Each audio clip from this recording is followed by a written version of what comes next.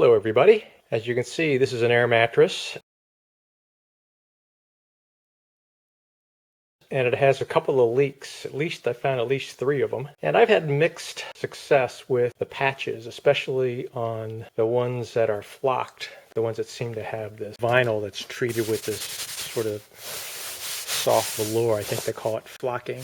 My experience is most of the air leaks are always in seams and indentations, and the ability to get a patch in there that works well can be a little challenging. And because of the flocking, the instructions say you're supposed to take a piece of sandpaper and scrape all the flocking off to get down to the bare vinyl like you have right here. But I came up with another idea.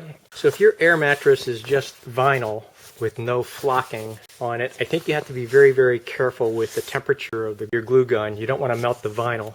I had a couple pinhole leaks at these depressions you see here.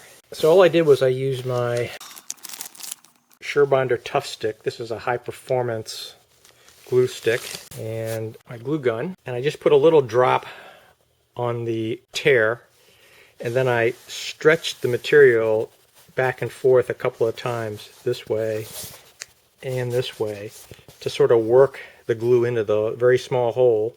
And then I just touched another little drop on the top of it. I had 2 repairs that I did that way. So I'm going to inflate the bed and see whether this is a solution to my problem. I've had 40 pounds of weight on the bed for almost 5 hours now, and it looks like my repair is holding up. So I'm going to consider